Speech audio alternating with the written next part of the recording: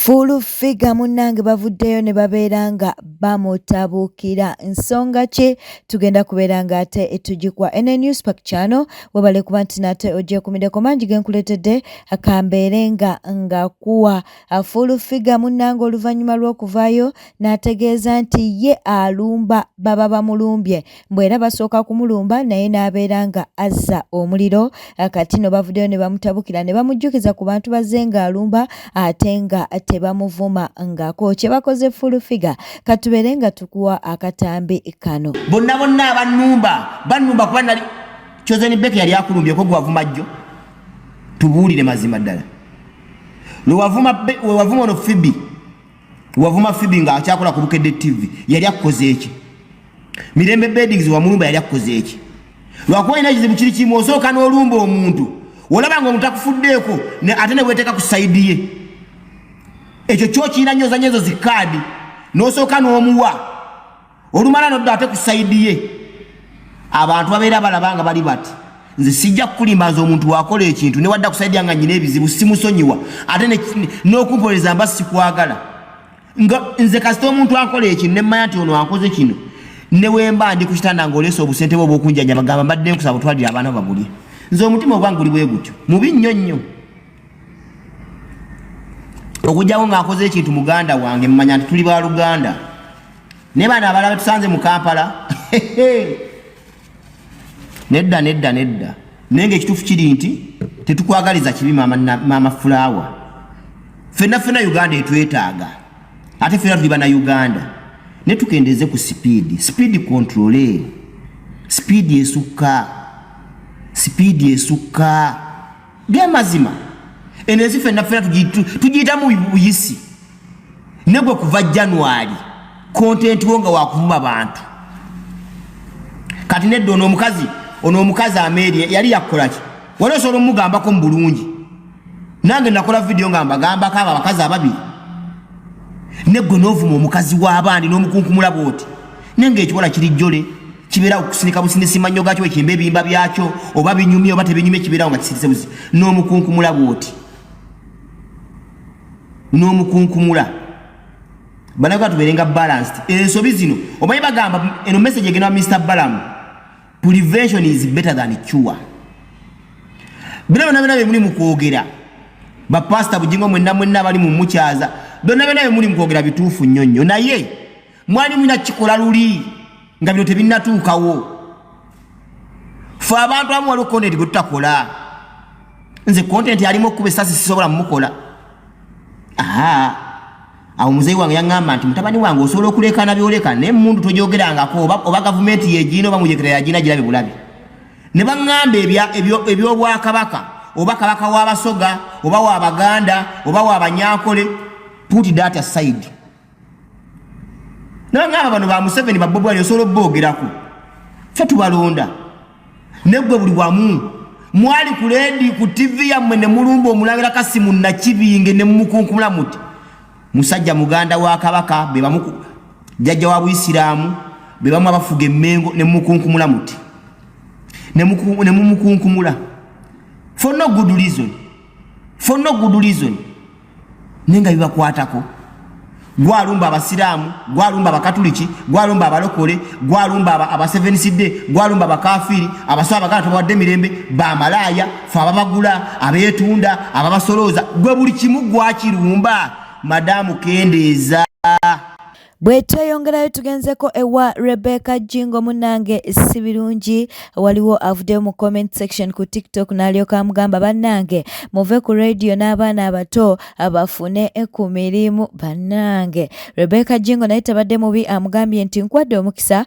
jangu ku Friday okole interview ya programu yange bw'ogiyita ngenda akukuwa omwezi mulamba ng'okola abantu banaakukiririzaamu embunga programu mwagimulekera okitegeera nno bw'atyo bw'avuddeyo n'abeera nga amuddamu naye nno nga bino byonna bivudde ku ki munnange Namiro manager Namiro mutegeera ddala bulungi owa Piraawo yavuddeyo munnange n'alyoka agamba nti waliwo Rebecca Jingo bye yamukola ebitaamusanyusa kaakati Rebecca Jingo bambi yavuddeyo n'abeera nga ate amuddamu yamuzzeemu bw'ati akatambi katubeere nga tukakuwa. Nze gwe mulaba wano muntaginze mu kavidiyo omuli omukyala nga interviewing omwami nga yeemulugunya naye nga yeemulugunya ku nze ng'agamba some years back namuyisa bubi namukuba kabina but of all places lwaki era nakuba kabina. Vidiyo bwe njirabye bambi abadde annyonnyola nti kwali kuziikako omugenzi Harriet Sache, may her soul rest in peace.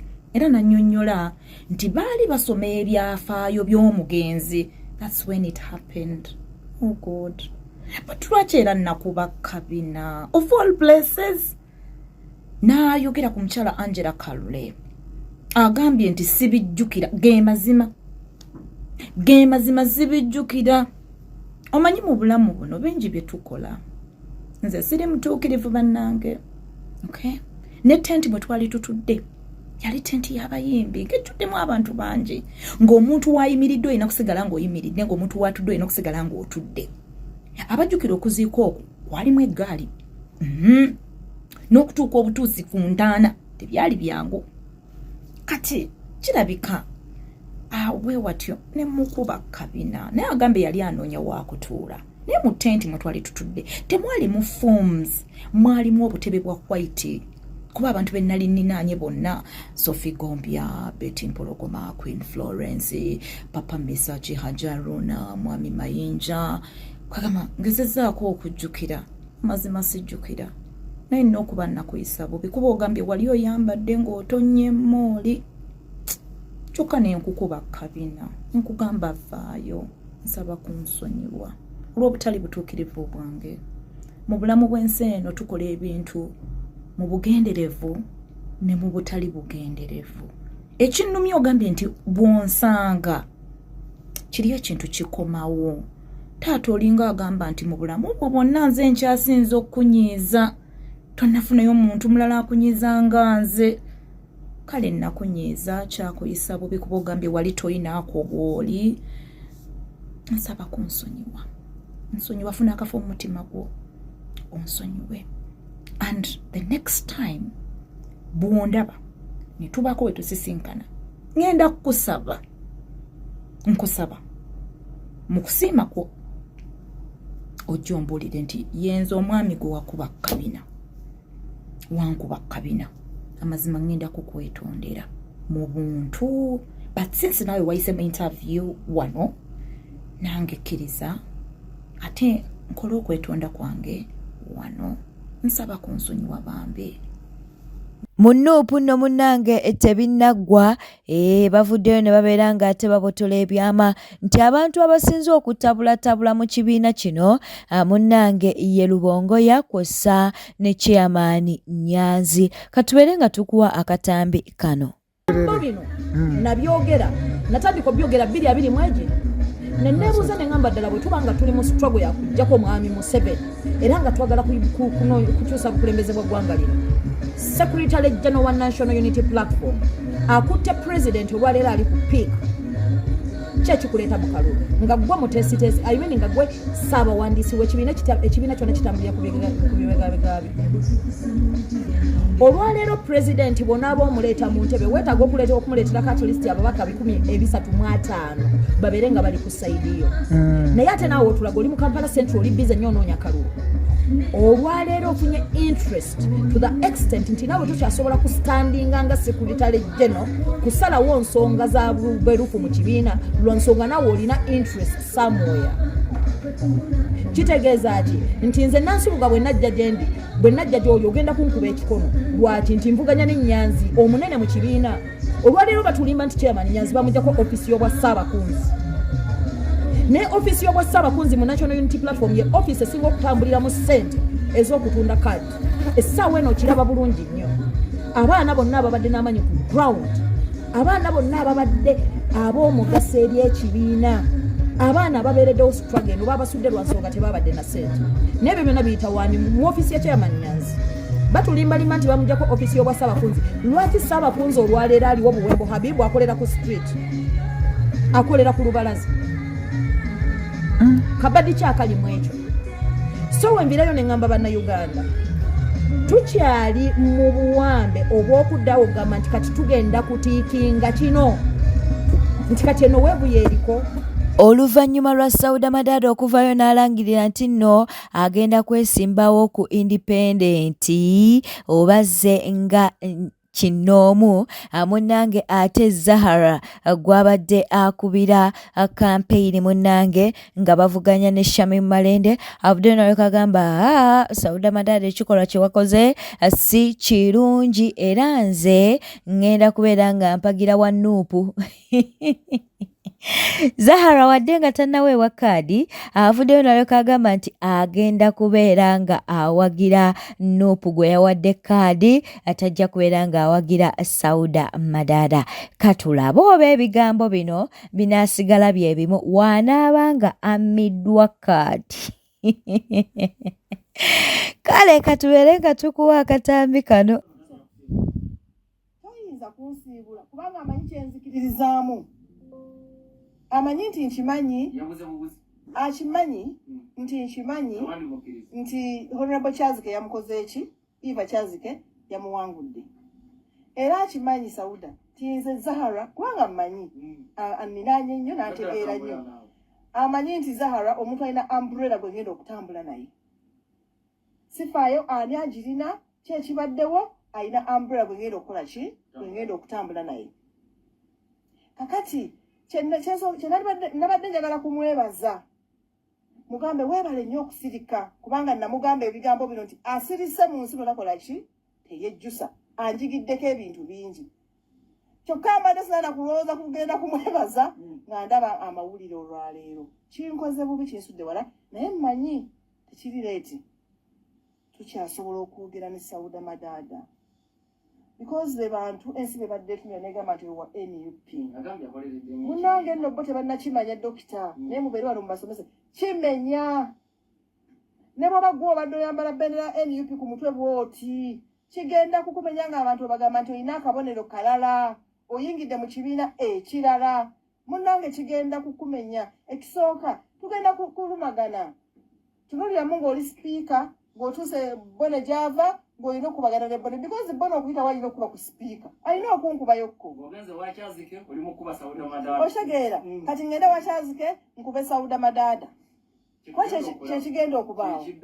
Nyinza obutamwogerako naye kigenda kukola ki kujja kubanga ngenda genda mpaana ebirungi bya NUP.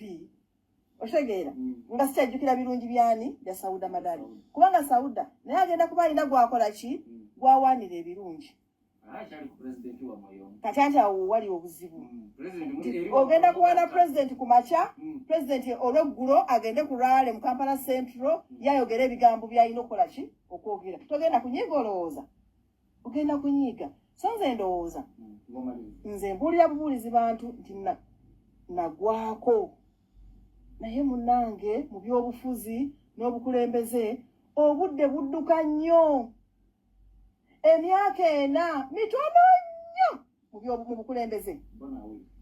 Yes, kwasandi naye wano. Era bino ebigambo akimanyi ne mu ofiisi bye mbeera mbagamba. Emyaka ena mitono nnyo. Tetuli bakulu, tetukaddiye. Tukuze, tukootakoota. Buganda weeri, Uganda weeri, ebyobufuzi bikyaliwo, obukulembeze tukyabwagala. Tetunakutuuka ku ekyo tukola ki kye twagala. So mbagamba independent kintu kinene.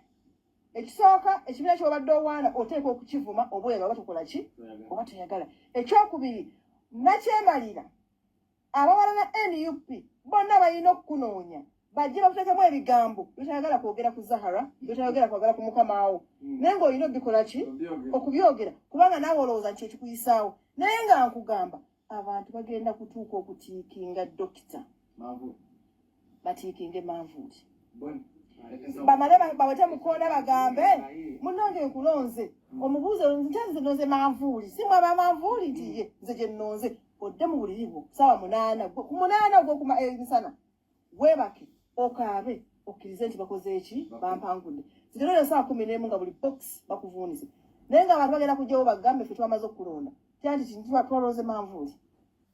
Ensonga za fulufiga munange tezinaggwa bavuddeyo ne babeera nga ate bamubuulirira.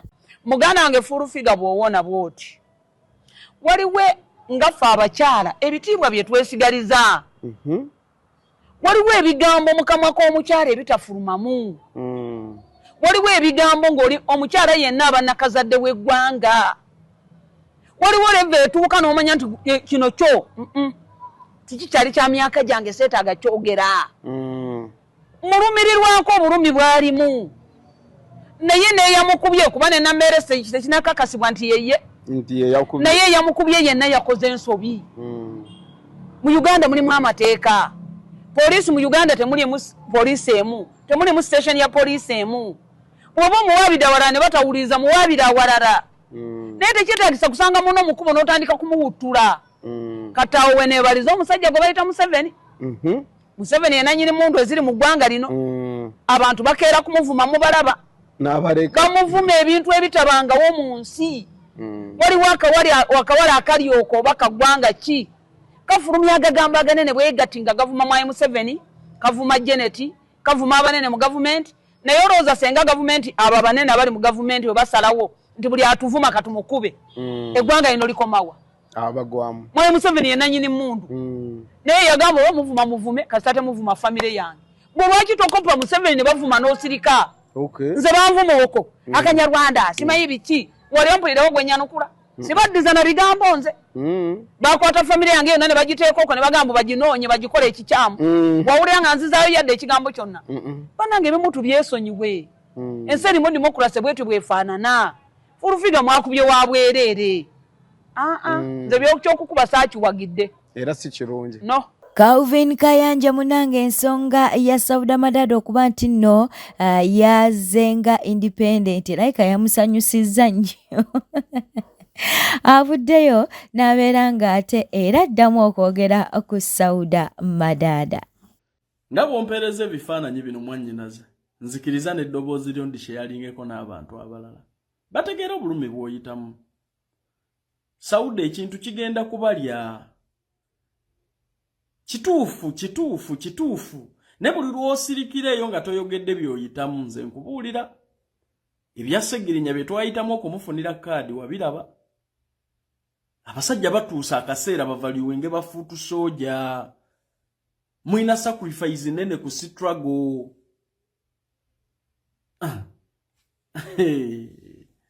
Sauda Madada, my sister, muveeyo mwogera amazima mulekerawo okwekuniza.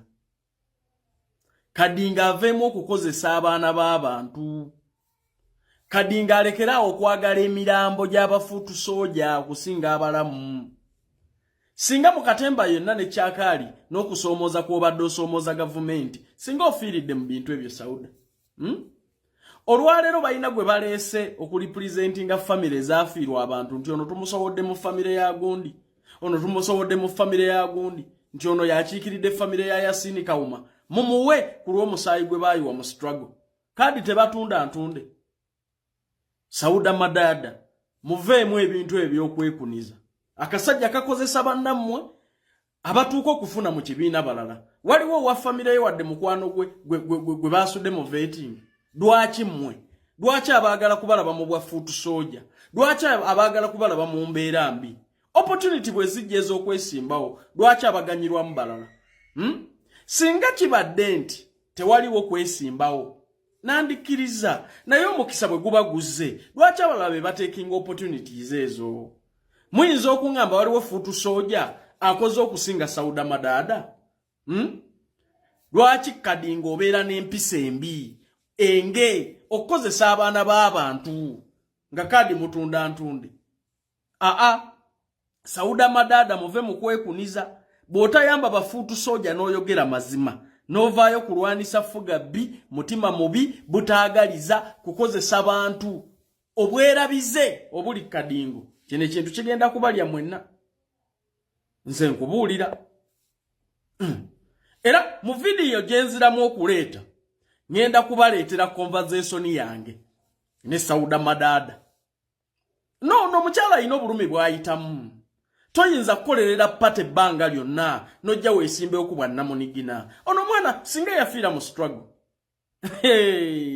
ne Kadingo bafutu sodyo yagala bafudde no yagala balekana na bali makomera naye omuntu bwavaayo n'asaba opportunity yonna okukyusa obulamu bwe afuuka mulabewo olabye n'empisa embi mwana wa taata naye sente oba ogenda zikwatirako babbi ezo z'okuŋŋaanya n'oli ezoono nobeza bwe tubanga twali twewaddeyo tubeere bafuutu soldier ffenna bwe tunaaba twagala ebifo eby'obukulembeze okubeera ba MP baani abagenda okutulwanirira wansi kubanga eno Uganda okusinziira empya gye twagala Uganda enkadde ekyalimu kye twandibadde tuyita amagye Museveni bwe yali ng'ayingira muno bwe yali ayingira mu bukulembeze wa mu bufuzi yajja n'amagye kati ffe ayina engeri gye yatulookinga n'atulookingira mu mbeera ey'okubeera nga tulinamu kye twandibadde tuyita bano abafuntuzi bammwe bano bannamagye you get it ekintu ekyo olwedde mu ekiri kyobbola bannamwe bafuutu soldiers mutuuse ekiseera nga mutya tibano abasajja akwata bukwasi mundu n'agikuba bwete tambudde obadde mulabi mulungi olekwe kumira ku Newspack channel kankusaba obeere ng'osubscribinga olikinga n'okuleka obubaka bwawo mu comment section beera bulungi weeraba